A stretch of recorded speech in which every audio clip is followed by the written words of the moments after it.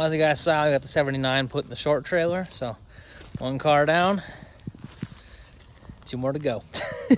We got Wild Thing pulled out of here and put it in the shop, and then we'll start the fun on that one. We got Wild Thing in the back right here, and then we got Memorex stick car sitting up there. So that'll be the next car coming in the shop after Wild Thing's done.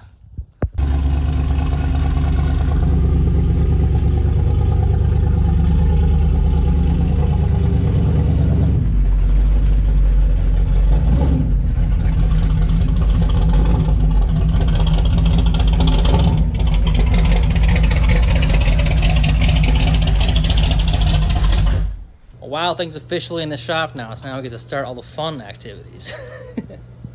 So originally I was going to steal a stall converter out of my black AMX, which is a 3500 stall, and put a 3000 back in for more street manners, and put the 35 in here, but we decided not to because I want to get a good slip out of it before I kind of take the 411s out of it, put the small converter in, and kind of make it more of a street cruiser since I have more race cars. And then we're going to put in Wild Thing. But we actually, because Wild Thing right now only has about a 24 install. It's a pretty small converter in this car, truthfully, and that was more or less the converter we had in the car with the motor when we first put it in, which was pretty detuned from what it is now. Not that it's a really common places combination right here. This motor actually is 120 grand on this 401 in here out of a 78 Wagoneer. It's just got a melling cabinet, kind of like a 480 lift, 490 lift. It's still got, you know, the head's never been pulled off of it, so it's still 8-to-1 compression. Everything like that's all stock. Untouched, unopened. Just slid a cam and a greasy motor and painted it up, put it in the hole. So, and we have an air gap on it, 750 dill pumper on it, set of headers, and that's more or less the whole motor combination here. So it's a very simple race car. So, but anyway, the car started out around about 13.0. So the converter was nice for it at that spot, that time and place. Now we're trying to get a little more out of the 60 foot. We're running about 1180s with it right now, 1190s with this combination. And 60 foots, we're getting about a 172, 169, somewhere in that range. I think 169 is the best it's got. Let's see if we get that a little deeper in the 160s, see if we can get like 1170 pass out of this car before we get to doing some updates to it and actually changing the motor here in the near future. So this motor's been in this car since 2005. This motor's been in this car 20 years, just ripping. Anyway, we had about a 35 4000 stall we put in it probably about 15 years ago. It was too much converter for the tune we had in the car at that point, so it was falling back into it when we were shifting. So it's going to get that converter in the car now instead of the one on my AMX. And then we're also going to put a fresh 49-inch in the back with 31 spline axles and a whole new full spool carrier and that kind of stuff. Right now we're running a original, I think it's a 71 Cougar end actually, 49-inch with 28 spline axles, 411 in there. It's been doing good. We're just, it'll probably get a little more up front in the future here like I was talking about. So kind of just want to run this ready for that task when we get that far. So, and we kind of have one on hand here. We got to pop it out of the car though. So we're actually going to get the brown AMX pulled in the shop here. It's going to go where Poppy is in the far corner, and then we'll get that one popped out, roll it underneath Wild Thing, roll the Wild Thing around underneath that car, and then we'll be ready to bolt them both up in the hole. So we'll get to it. Got the brown 78 in here last night. Got a tarp on it because it got a couple windows out. We stole for a different car to work on. But anyway, so we got it up on our little mid-rise hoist we got in the corner over here. And we'll get this 9-inch pulled out of here quick. I just got to pull out just the U-bolts and shocks and then brake lines and ready to pop her out of the hole. So we'll get her up in the air a little bit in the mid-rise and get the rear end out of here. Well, gotta say, as I was pulling the rear end out of this AMX over here and stuff, it was previously a race car. It ran around 11.0, somewhere in that range before we got it. We got it more as a shell like you see it, but this is interesting. So when you're putting together a race car, I mean, it's got a full cell in here and all the extra fuel line, that kind of stuff. And 4 9-inch, you know, traction bars, the race shocks that pulled out a second ago. Who puts the e-brake cables back on the race rear end though? Like, and then puts them back in the frame. Like, I'm just curious, where the heck were you going there, bud? While I'm pulling the rear end out of the AMX over there, my dad's gonna get the center section over here all ready to go for Wild Thing. Get it all pulled apart and clean, that kind of thing. So I'll put the time lapse on. You guys can watch him do that while I'm over there having a good time with the rear end on the floor. That's kind of just getting stuff done anyway, but we got the rear end out of the 78 AMX. Just pulled the U-bolts off and the springs off and picked the car off the rear end, and here we go. So I'm probably going to slide this thing over kind of by the fan over there. We'll get her cleaned up and painted and ready to put in the car. And also get the knee brake cables off because, yeah, we don't need those where we're going. Well, I finally got some sunshine out here anyway, so I decided to roll the new rear end outside, put it out in front of the shop here, and blow it off a little bit. We'll get all the grease cleaned off of it. We're going to probably pull the brake lines. Maybe brake cables I got to pull tires for yet, but we'll get this all nice and cleaned up, ready to go and painted. I'll bring it back in the shop and we'll pull the center out of it and the sides and all that kind of stuff, get it ready to put the new center section in.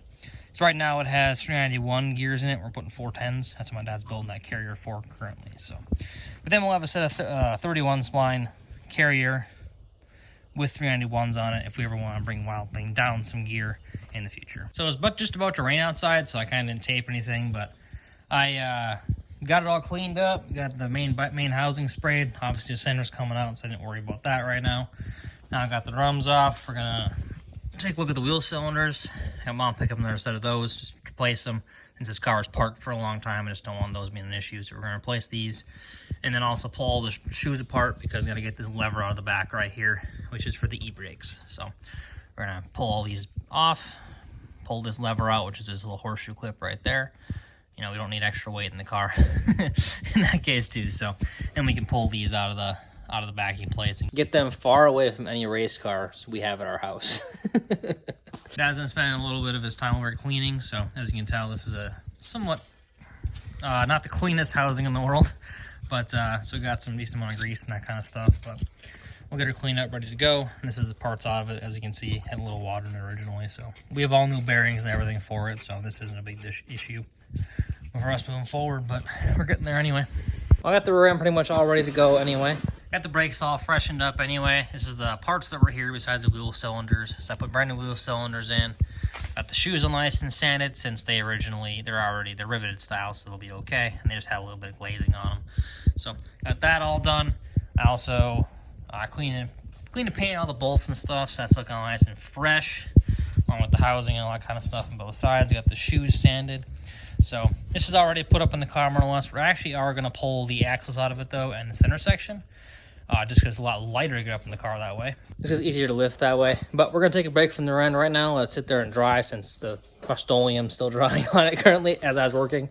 And we're actually going to pull the tranny out of Wildling here. Driveway isn't too bad of a job. We got a torque flood here, 727. So probably just got to pull, basically, I think we got to pull one pipe off usually, and then we can just pull our cross member, and then obviously the regular bell housing bolts and the regular stuff you have to do. So, and our lines and all that kind of fun. And we'll be putting in, I was having a little snack here, so never mind that. Putting in this converter we had in the car a long time ago. This was about a 3,800 stall. So it's a lot more stall than the car has now. This converter did get some good 60 foots out of the car before, but we were only shifting in about 5,200, something like that. So we're not going as high as we are now, which is around 5,800, 5,900 with the same motor. So I think it's falling back into the stall speed as it was shifting before.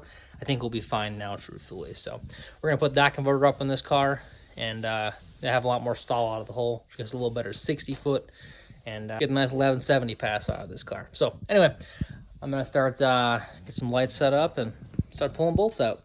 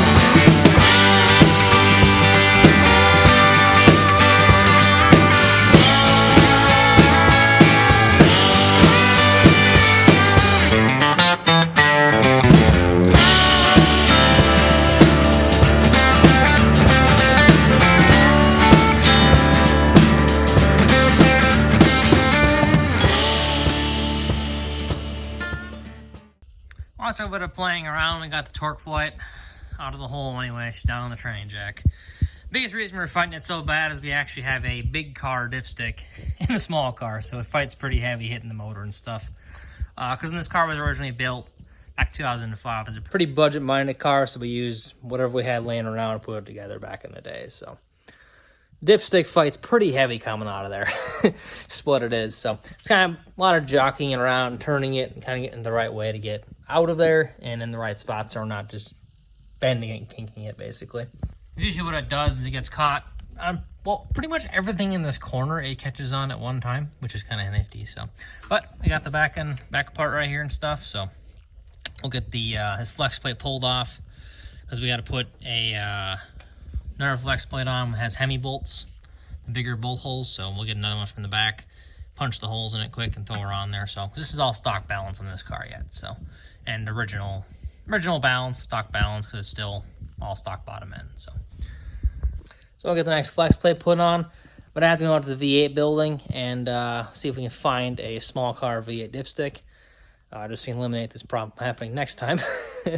And we'll get that cleaned up, ready to put in, and then we'll start the reassembly process. So, we didn't find a dipstick, or what do we got going on?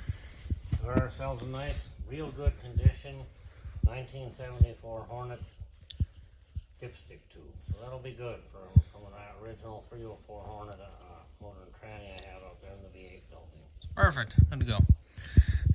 So once we get that ready to go, we'll probably pop that out at the same time as the converter here.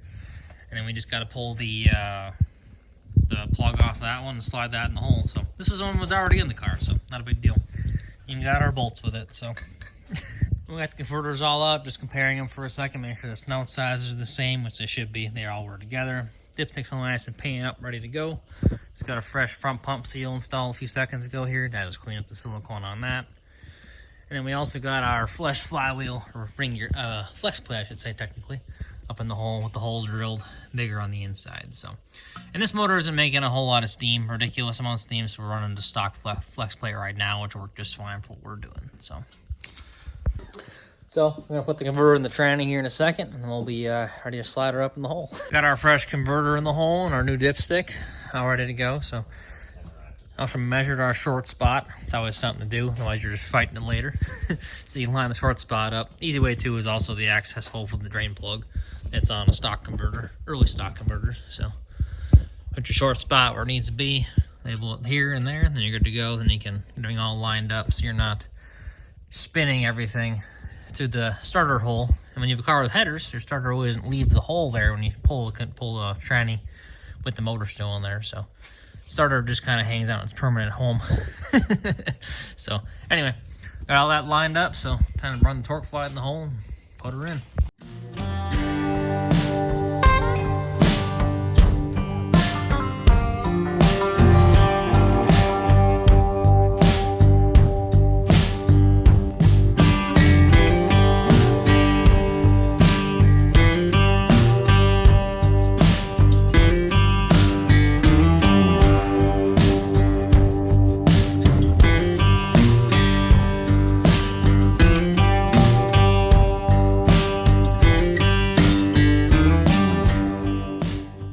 Got the transmission up in the hole, cross members back in there, mounts back on, got torque converter bolts all put in with the Hemi bolts. They fought us a little bit just because we drilled the holes pretty close to the bolts. There wasn't much play, so it was a little bit of a good time, but we got her all together anyway. So, but now I gotta put the shifter linkage back together again. I gotta tighten the motor mounts back up because we got solids in here, so these are still loose right now. So I'll take care of those. And then kind of go through putting the lines back on and all that kind of thing. We'll be in a pretty good spot to start on the rear end shenanigans after that. So as you can see, the car is still on the hoist, and the rear end is pushed off to the side, and the carrier is not quite built yet. So Dad and I were talking last night, and we decided we're going to put the rear end on hold for this trip to the track and actually focus on getting this car out of here, basically cleaned up, checked over, ready to go. And get the Memorex in here, the silver Spirit with the stick car. Get the work done on that. Otherwise, if we spend probably all of today on this easily, it may hit some hiccups and maybe tomorrow, we're not going to have any time to get to the third car. So we're We're actually gonna get this car just wrapped up as it is, get that out of here, and get the other car in here. That way we can bring that car and also put the axles in right here. Also got to do a little work, possibly changing the driver's seat since it's a little bit, well, frame's a little cracked from 4,000 RPM clutch dumps with a stock seat. So I have to do a work to that. A couple other loose odds and ends and that kind of stuff. So we're going to kind of focus on that instead. But so this car's ready to go anyway. It's got the 4,000 stall on it, so we should fade out of that anyway. So main thing is we're going to get her washed up quick. Dad's in there right now. I'm going to get tires checked over, all that kind of stuff. We'll get her on the floor, get her back in the trailer, and get the Silver Spirit in here. Start the fun on that. Well, we got Wild Thing on the floor now. We're going to back it out, and we're going to put it in neutral for a little bit, check the tranny fluid. And attempting to make a test hit outside. It's getting kind of dark out, and it's like 40 degrees, so probably ain't going to hook at all. But, you know, testing out the new converter, kind of feels and stuff is the main thing. So we'll get to it.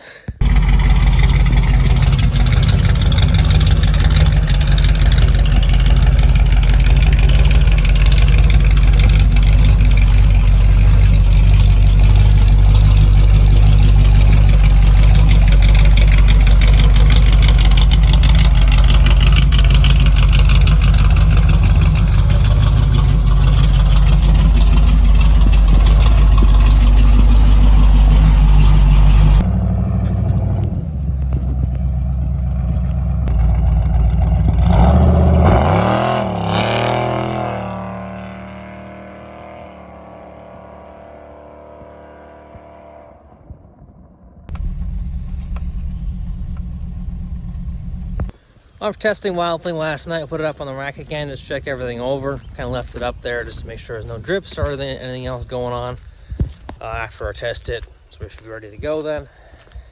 So now I get to move cars in the morning in my work outfit. So should be fun slotted into Wild Thing in this operation, but we'll see how it goes. We got Wild Thing ready to go in. Silver car ready to come out.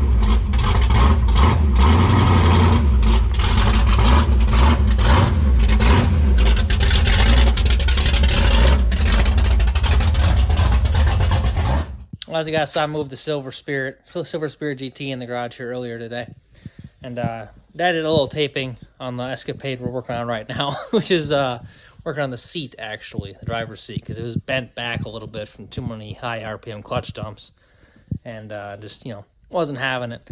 So he pulled the seat apart earlier today. There's the top foam and stuff. We're actually working on fixing the bottom of it. Now we're doing a little bracing on the bottom of it to a little more structure, kind of around where the latch area is. That way it won't fold the bottom portion up into the bottom of the seat again after more clutch dumps. Which should work out well. It'll either work or it'll need a racing seat, but this should work out all right actually. It's getting more of a street car anyway. It's kind of handy to have just the stock buckets, but we'll get this all welded up quick and then we'll get ready to put her together. Not the most beautiful weld because I can't see. It looks like the darn arc ahead.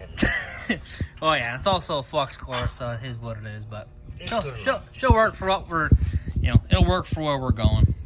Well, I got the driver's seat back in the car anyway with the cover on it, so looking a lot fresher and it's a lot more comfortable to sit in now, we'll say that. You don't feel like you're falling in the back seat anymore. So before it was like you'd shift and feel like you're gonna break the seat off, but we're all comfortable seating position though. You got the lever right there next to your knee ready to go, so. View from the office. Got the silver car up on the rack, drums off, so. This has a 8 3/4 in here with some stuff going on. It's kind of how this car came when we got it back in the day. But the rim was even purple. So, it's 1983 went crazy on this one. But anyway, there's our stock axles, so we'll get them popped out of there quick.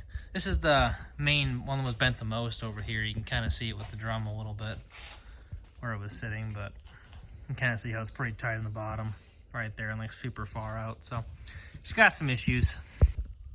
Yeah, so we got, get my finger on this side. And then on this side, that ain't gonna happen. So apparently the clutch dumps are a little aggressive for the stock ends, but that's why we got aftermarket ones.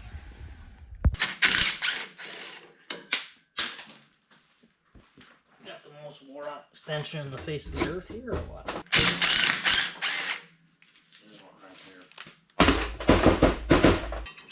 I think we made this tool a couple of years back, and we were pulling the rear end out of, I think we changed the gears in the black flag, actually.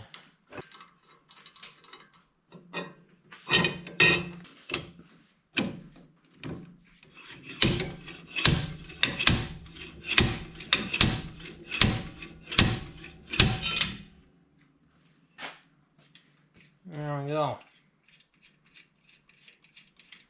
One down, one to go.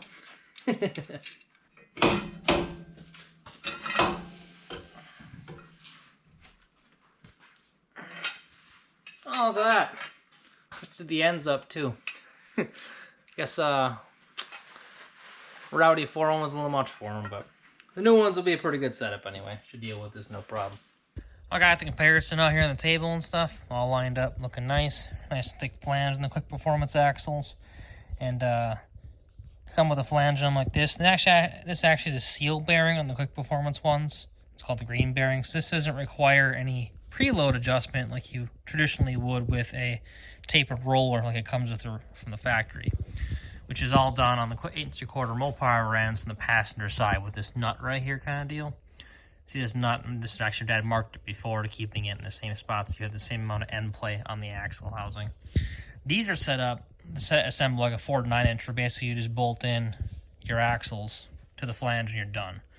And then the Ford actually doesn't really have a preload number like that. They just do it within the housing as opposed to setting it up with that collar on the passenger side of the axle housing. But anyway, real nice looking setup right here. Nice one-piece seal bearing.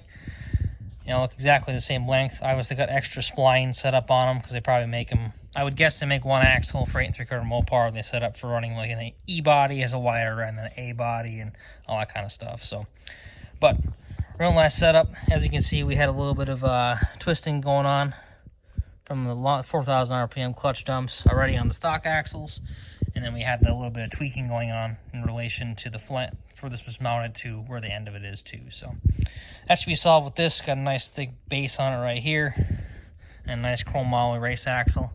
So we'll slide these up on the hole here quick. After a little cleaning, and then we'll be ready to put the drums back on. All right, we got our nice and cleaned up. Time for the fresh shafts.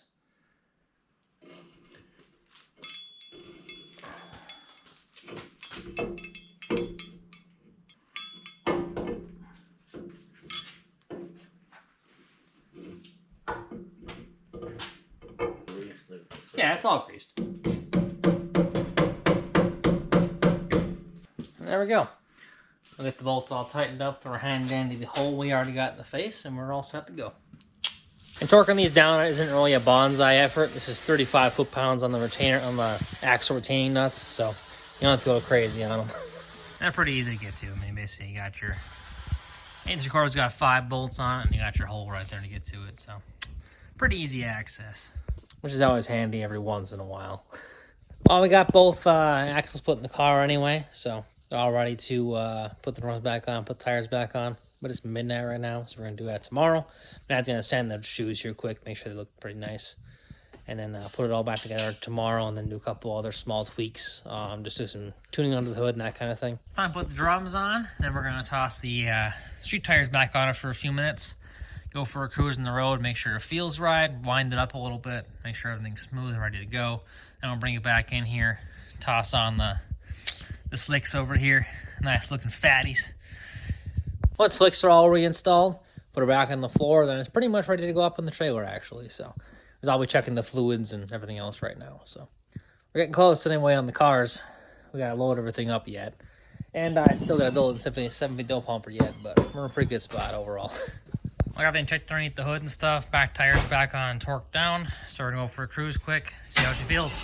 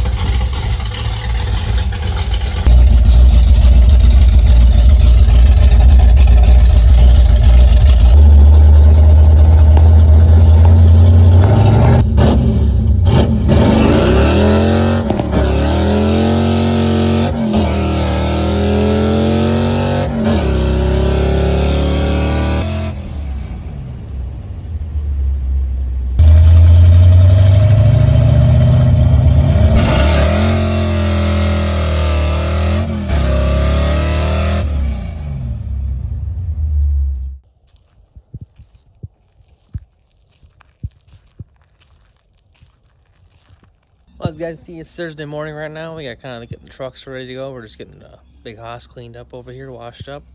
Dang, it is bright out here. Gosh, damn. And then we got black Super Duty with the camper on the hood up with the 24-foot trailer. So once we finish up washing this, get that put in there. And then a couple things finished from the garage yet before we go. And this is Thursday morning, so we'll be heading out here probably in about... Usually we try to get out of here by 2, but it never works out the way you want it to. So we got the slicks put on the silver car last night, so that's all ready to go and everything checked underneath. I also got my carburetor fully apart and cleaned. I'll give you guys more detail on that in the future. I'm actually gonna make a video just on the carburetor itself. So 750 double though, got it all cleaned up last night, so I'm gonna get it all reassembled and then get ready to drop on the AMX when we get to the track. So I'll probably run. I'll run a couple baseline passes and then I'll change the carburetor. That way I got some data. But anyway, I'll get this carburetor all wrapped up and we'll start loading everything up over here and start the craziness. Well, I guess for 20 years of keeping the sticker on there, we're going to remove it. Mom's getting sick as you can't see out the back of bracket racing. I mean, you need room for the YouTube handle, so pulling her off. Well, we're getting there anyway. We got the gooseneck most of it loaded up. We got the golf cart in there. I got Wild Thing in there, and we got Memorex in there, which is handy. Instead of put gas in my AMX that's in the 24-foot, but getting close to leaving anyway. Just got a couple more things to put in here and all the way packed up, ready to go. Oh, we got the dually on the goosenecks. That's all ready to go. Got my AMX. We're just getting tied down in the one-car trailer here. That's in the back of this black Super Duty. So now I'm gonna go inside the shop here, get some tools all packed up, ready to go, and then pretty much ready to go inside, pack some bags, and get out of blow this pop stand. Get on our way to Brainerd. Oh, we got everything all loaded up. Got the gooseneck behind me. Just getting it moving around the yard here quick. And then parents got the one car over there with the black truck. So Rambler's all set to go nice and cozy in the seat here. So we're gonna get rolling out here. A little later than we anticipated. It's about 4:30 right now, but is what it is. Tech closes at 7, so we're probably not gonna make it in time for tech today. So we'll tech in the morning, but you know, packing out 3 cars, getting them all ready to go to the track takes a few minutes, so is what it is. Anyway, see you guys at the track.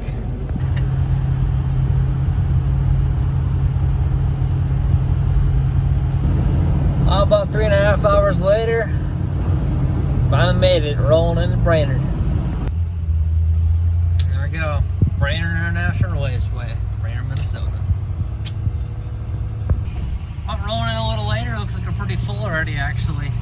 Lots of campers and trucks in the pro pad ready to go and stuff, and everybody else filling up over here too. I made it over our spot finally. It's time to unload 2 cars out of there. We'll get an AMX over here quick first before we get the awnings lined up in 2 different trailers. I tossed my sweater on. It's actually like, you know, about 58 degrees right now, so it's gonna be a chilly 36 degree night though. Well, thank you guys for watching this channel. If you enjoyed what you saw, hit that like button, smash the subscribe button there too. We'll catch you all later.